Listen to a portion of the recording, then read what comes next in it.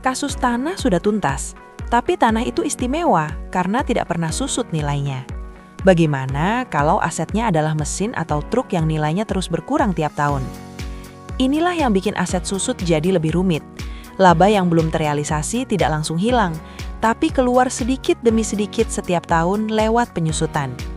Bayangin begini, PT Rosa jual mesin ke PT Nazar seharga Rp320.000, padahal harga pokoknya dulu cuma Rp200.000. Keuntungan Rp120.000 ada di buku PT Rosa. Sejauh ini mirip dengan kasus tanah. Bedanya, PT Nazar sekarang harus menyusutkan mesin itu. PT Nazar menghitung penyusutan dari harga belinya, yaitu Rp320.000 dibagi 5 tahun. Hasilnya sebesar Rp64.000 per tahun.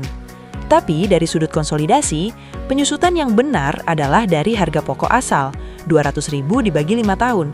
Hasilnya sebesar Rp40.000 per tahun. Selisihnya sebesar Rp24.000 per tahun. Nah, selisih Rp24.000 ini bukan sekadar angka. Ini adalah pengakuan bertahap atas laba yang belum terrealisasi. Setiap tahun Rp24.000 dari Rp120.000 laba itu pelan-pelan terrealisasi melalui penggunaan mesin. Kalau dihitung, 1/5 dikali Rp120.000 sama dengan Rp24.000.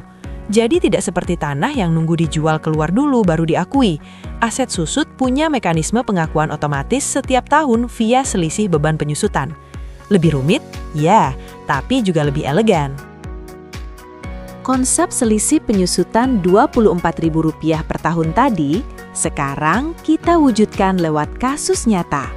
PT Udin yang menjual mesin ke PT Clara Ayu tepat tanggal 31 Desember 2009. Kenapa tanggal penjualannya penting banget? Karena dijual di akhir tahun, ada satu hal yang tidak perlu dihitung di 2009. Dan ini akan mengubah jumlah jurnal eliminasi yang diperlukan. Data kasusnya begini. PT Udin punya mesin dengan nilai buku bersih Rp200.000. Mesin itu dibeli Rp360.000, sudah disusutkan Rp160.000. PT Udin jual mesin itu ke PT Clara Ayu, anak perusahaannya, seharga Rp320.000. Keuntungannya sebesar Rp120.000. PT Clara Ayu mencatat mesin di neraca senilai Rp320.000. Nah, karena transaksi terjadi tepat di 31 Desember, akhir tahun, PT Clara Ayu belum sempat menyusutkan mesin itu sama sekali di 2009. Penyusutan baru akan mulai jalan di 2010. Ini berbeda banget dengan kasus di slide 22 nanti, di mana penjualan terjadi 1 Januari, awal tahun. Sehingga penyusutan langsung jalan selama 1 tahun penuh di 2009. Perbedaan timing ini kelihatan sederhana, tapi dampaknya besar. Di kasus akhir tahun, kertas kerja 2009 hanya butuh 1 jurnal eliminasi. Di kasus awal tahun, butuh 2 jurnal. Sebelum masuk ke jurnalnya, pastikan kamu ingat angka-angka kuncinya. Harga jual Rp320.000, nilai buku bersih asal Rp200.000, keuntungan Rp120.000.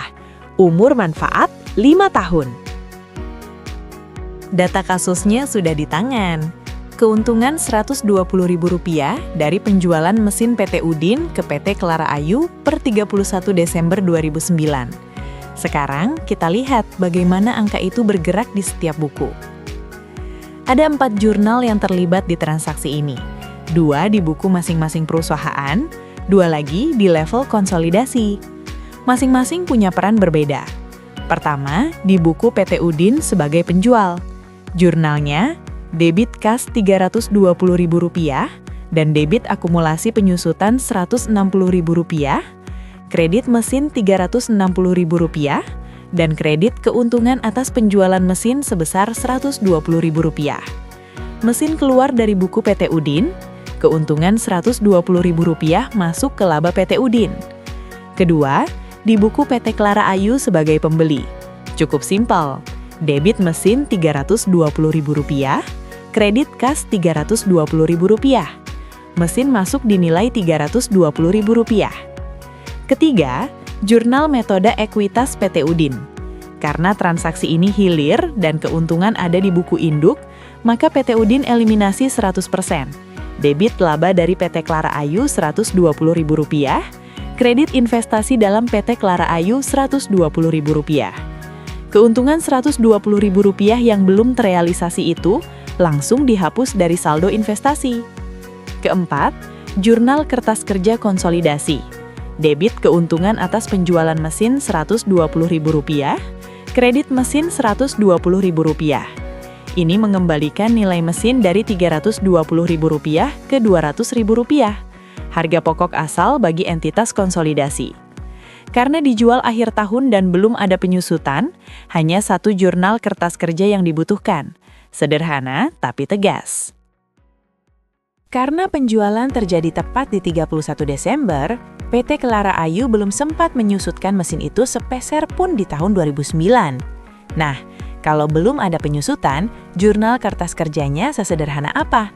Ternyata, di tahun 2009 ini cukup satu jurnal saja. Jurnal itu tugasnya mengeliminasi keuntungan sebesar Rp120.000 sekaligus menarik nilai mesin turun. Dari harga beli PT Clara Ayu yang sebesar Rp320.000 dikurangi Rp120.000, hasilnya mesin kembali ke nilai buku konsolidasi yang seharusnya, yaitu Rp200.000. Sekarang, ada dua versi cara mencatatnya. Metode ringkas, langsung debit keuntungan atas penjualan mesin Rp120.000, kredit mesin Rp120.000. Simple, padat, selesai.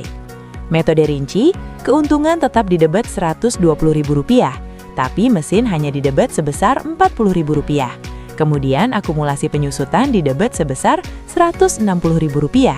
Tujuannya supaya di neraca konsolidasi, mesin tampak masih Rp360.000 bruto dengan akumulasi Rp160.000. Persis seperti seolah penjualan tidak pernah terjadi. Dua metode, dua tampilan berbeda. Tapi nilai buku bersih yang muncul di laporan konsolidasi tetap sama persis, yaitu Rp200.000. Itulah kenapa buku teks lebih suka metode ringkas. Hasilnya identik, prosesnya lebih efisien. Tadi kita lihat, penjualan di akhir tahun itu mudah, satu jurnal, beres. Tapi kalau mesinnya dijual tepat 1 Januari, situasinya langsung berubah total. Bedanya ada di penyusutan. Kalau dijual 31 Desember, PT Clara Ayu belum sempat menyusutkan mesin sama sekali. Tapi kalau dijual 1 Januari, artinya sepanjang tahun 2009 penuh, PT Clara Ayu sudah pakai mesin itu dan menyusutkannya sebesar Rp64.000. Angka ini muncul dari Rp320.000 harga beli dibagi 5 tahun umur ekonomis. Nah, masalahnya, di laporan konsolidasi, dasar penyusutannya bukan Rp320.000, melainkan Rp200.000. Nilai buku asli mesin sebelum ada markup antar perusahaan. Jadi, penyusutan yang seharusnya diakui konsolidasi hanya sebesar Rp40.000 per tahun. Selisihnya, sebesar Rp24.000, itu bukan beban yang sah. Angka Rp24.000 inilah yang secara konsep dianggap sebagai pengakuan bagian laba belum terrealisasi yang keluar pelan-pelan setiap tahun, persis 1/5 dari total laba Rp120.000. Dampaknya, jurnal metode ekuitas sekarang butuh 2 langkah. Pertama, eliminasi penuh Rp120.000, lalu masukkan kembali Rp24.000 yang sudah terrealisasi via penyusutan. Efek bersih ke saldo investasi tahun 2009 minus Rp96.000. Efek bersih ke saldo investasi PT Udin di 2009 itu negatif Rp96.000. Tapi, dari mana angka itu terbentuk? Mari kita bongkar 2 jurnal metode ekuitasnya satu persatu. Jurnal pertama, PT Udin catat debit laba dari PT Clara Ayu sebesar Rp120.000. Lalu kredit investasi dalam PT Clara Ayu sebesar Rp120.000. Ini artinya, seluruh keuntungan yang tadi masuk ke buku PT Udin langsung ditarik balik penuh.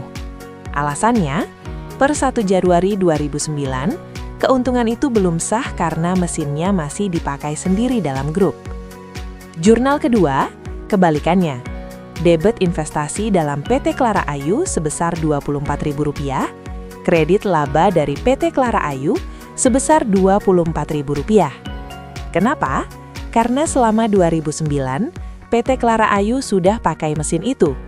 Penggunaan itulah yang membuat Rp24.000, seperlima dari Rp120.000, dianggap sudah terrealisasi.